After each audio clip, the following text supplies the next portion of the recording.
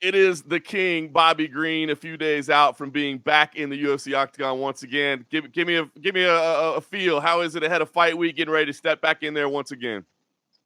Man, I feel great, bro. This has been the longest fucking camp I think I've had ever.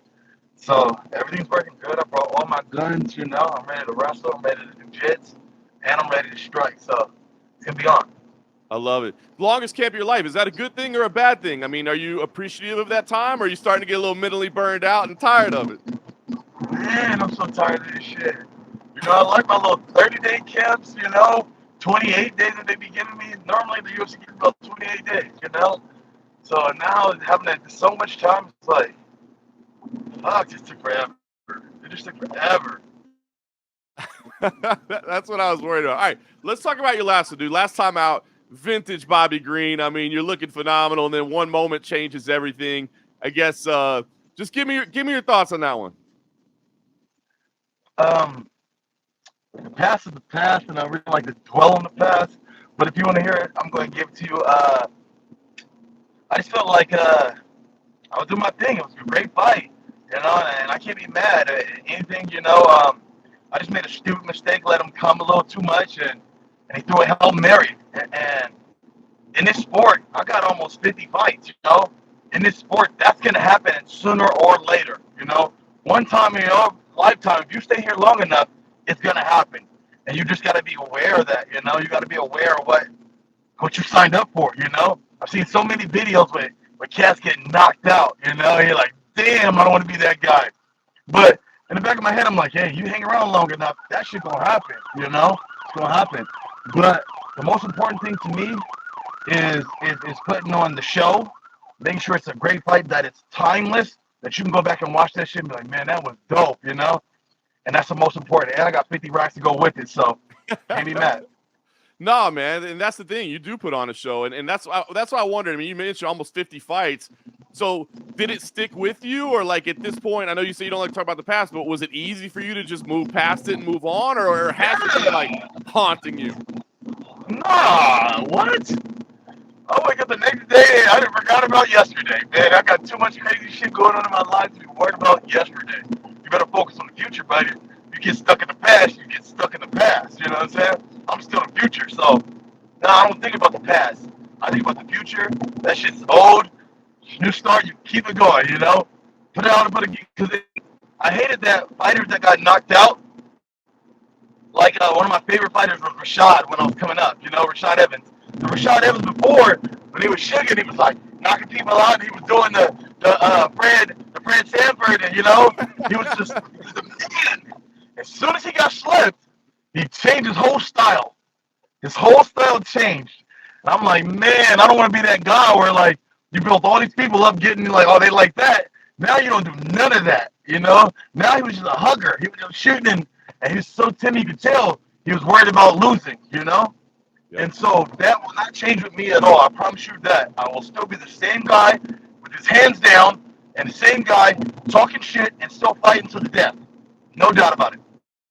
I love it, man. So talk about the time away, man. So you wake up the next day, you're moved on. This time off that you've had, I mean, not a lot of time off, but is it focused on MMA? You got a lot going on. You got families going on. You got side hustles going on. I just wonder, like, are you focusing on MMA every day, or do you try to step away from it when you're not in camp?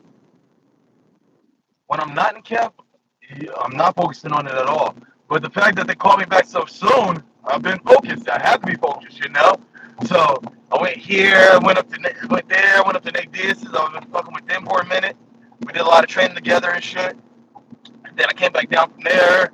As I said, I had too much time. I just fucked around. Like, where I can actually still smoke in camp and fight. Like doing the Nate Diaz thing. Smoking and then boxing. Smoking and then jujitsu. So then I had enough time to still sober up and let all that shit go. It's too much time. So yeah, I've had plenty of time and I've been working this entire time.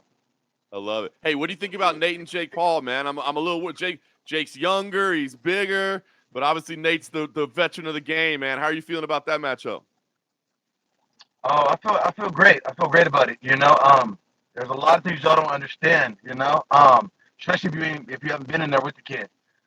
Um, if we go back to all Nate's UFC fights, sometimes it gets dropped, right? Sometimes him and Nick get dropped. And what I noticed was their style is not really like kind of for MMA sometimes, you know? Not to knock my boys, I love my boys, but like they'll do the shelling up, you know? But sometimes in MMA, the punches will slide through, you know? They'll slide through, and also it costs those guys some time. They have more of a boxer style, and it's going to work better for him there, where he can roll shots and take shots differently, you know, with that guard. And so this is going to play more into his favor. I've been going with the dude. It's tough, you know. In 8 rounds, I guarantee you, I don't think Jake will make it. He starts pushing that gas pedal. I said we get him out of there in 5, 6. I love it. I think you're right, man. I think early on it's going to be, you know, a challenge, but if he can weather that early storm, man, I like Nate's chances late. Exactly. We just got to watch out for stupid, his big right hand. That's all he got. It's a big right hand. That's it. And once we get prepared for that, but everybody else has a bunch of shin, so, you know, he's got a little cannon in his right hand, but again, they can take shots. They can take those shots. Come right back at him again. And that's what I think, no matter what, the true warrior will come out at the end, and that will be my boy. I love it. I love it. All right, well, in the meantime, we got you and Jared Gordon. Talk to me about this matchup. I mean, you've seen everything at this point in your career, man. You fought every kind of opponent out there. What do you think about Jared Gordon? What does he present for you? Jared Gordon's going to be, I see him as coming at me with pressure, you know, and trying to push me against the cage, you know, now that they've seen this fight happen. I'm guessing everybody thinks push me against the cage and do blah, blah, blah. It's just another fight for me, brother. It's just another fight. I'm going to show my style. My thing is coming out even more hot, coming out even more ready, and trying to put the stamp down even earlier. You know, I'm learning about my style even more as I'm still older. I'm still like, man, I could do more, you know? Like, when I came out with Drew, I think I hit him like 75 times in the first round. And so I'm like, man, I could push it even more and maybe try to put those guys out first round, second round, you know, really picking up my numbers.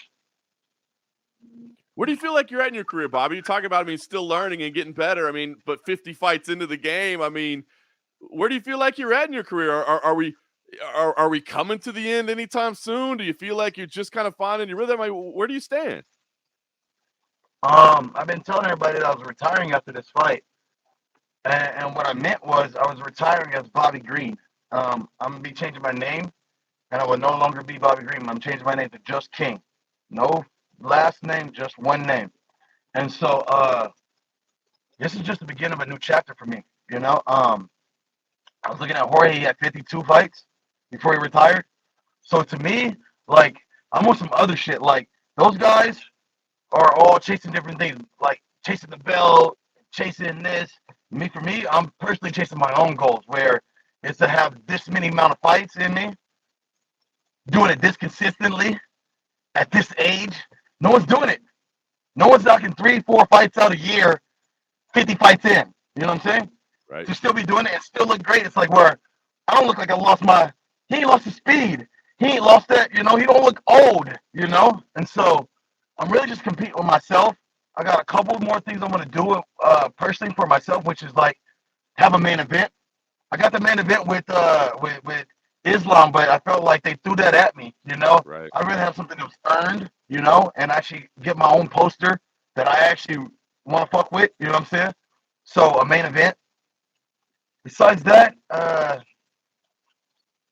then after that, I'll think about what I'm going to set it down, but I just got a couple of things I need to do before it, which is have the most amount of fights, which I think is 52 right now. I ain't seen anybody else with 52 and still have to consistently doing it. So I want to do that, a main event, and then maybe from there I'll think about sitting it down. I love it, man. You mentioned the name Jorge Masvidal. I think of Cowboy Cerrone as well. Like, I put you right with those guys, like veterans of the game that put on fights that people want to see. Like, it really doesn't even matter who's on the other side of the cage. You just know that if King is fighting, I better tune in. Talk to me about this name change. I mean, what's the motivation behind this name change? Man, bruh, be honest, I was wanting to do this like a couple years ago, but I was fighting so many cases with my baby mamas, child support and shit like that.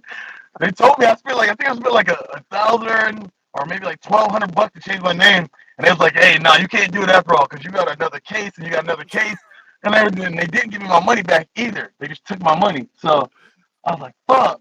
And I just thought about them for years, and now here it is again, like where now I've gotten it cool with the women in my life, and we're all good. And so I'm just gonna now I can do what I want to do and take care of these things. You know what I'm saying? That's amazing. So But you're yeah, gonna it's go always through. been a thing. I'm like just doing something different. Like Kanye, like Prince. You know what I'm saying? I'm just gonna be me, bro. It's just different than everybody else that's coming around this joint. You know what I'm saying? I love it, man. But you're gonna go through the process, like legally and everything. You're gonna just be King, like not just say, "Hey, please call me King." You're gonna change the name King. So you got no choice. You know what I'm saying? Change it. No choice. I can't wait to see Bruce Buffer try to figure that out, man. I was thinking the same thing. I was thinking the same thing. I'm like, man, how the fuck you gonna do that now? That's amazing. All right, well, we're gonna get the final win with Bobby Green. How long does King fight? I mean, you just go 52? That's where you go. I mean, do you put an age on it, a number on it, or do you just let the body tell you when King is done? Yeah, my body will tell me. God will tell me. He'll move things around and he'll say, hey, you got a new pathway that you need to walk. Until then, when God says it's time, then it's time. And up until then, hey, this is what he put me to do. He told me that I needed to fight, that I need to motivate people, that I need to inspire people and talk my story. That's all I'm doing. Did you always know you wanted to be that way? Because I was going to ask you about that. I mean, you're such a role model now, and you think about where you came from and how difficult it's been, and now people are looking at you as like this positive light, this guiding spirit, man. I mean, is that a weird role for you, or is it one you always wanted, or you just kind of happened into? Nah, bro, that's something I've always wanted, like I've always looked at myself as a Superman, coming to save people, coming to help people as much as I can. I got so many different people that I'm trying to impact their lives, and you can always talk the talk, but it's better to walk the walk and say, hey, I was that person too. Hey, I was down. Hey, I was poor. Hey, I was this, and I just took it one step at a time to get where I'm at, and you can do the same. And so it's a blessing to be where I'm at and to be considered what you're saying, all these different things, brother. I never knew it, but maybe deep down inside I knew it. But I was just focusing on walking through the fires. You can say like, "Oh, I'm gonna try to see this in hindsight." Nah. I'm just trying to get through the fucking hard times, brother. Being in 50 different homes, going from this home to this home to this home. On Tuesday I'm here. On Wednesday I'm here. Thursday over there, bro. It's fucking hard. Trust me, it was a hard journey.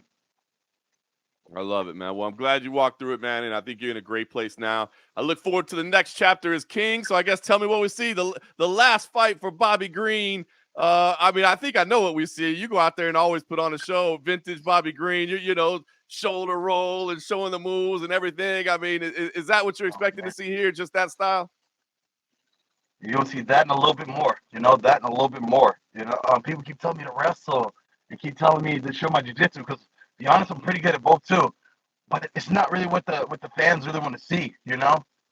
But I could have wrestled Drew, and I could have took him down. I was already winning the grappling aspect of the fight, and I could have pushed it that way. But I felt like we were on to something so much greater. I'm like, man, this has got Fight Night all over it. Let's keep this shit going. And sometimes it costs me, but I'm okay with the cost because I'm trying to build a catalog, a catalog of fights that you can go back and say, all right, well, let's watch this fight. Like, oh, that one was dope. Oh, that one was dope too. Hey, that one was really dope. You know what I mean? And that's what I'm really about. Like these other guys, I heard the other kid, what's his stupid name? Armin, the Armin guy, and I was like, he was like, oh, he fought his fight. He's like, give me fight of the night after his fight. And I was on that same court. I was like, I know you don't think that's fight of the night. I hope you don't think that's going to get you that. And guys think just because they win, that's going to get you something. No. We can tell the difference between you and me, It's a big difference.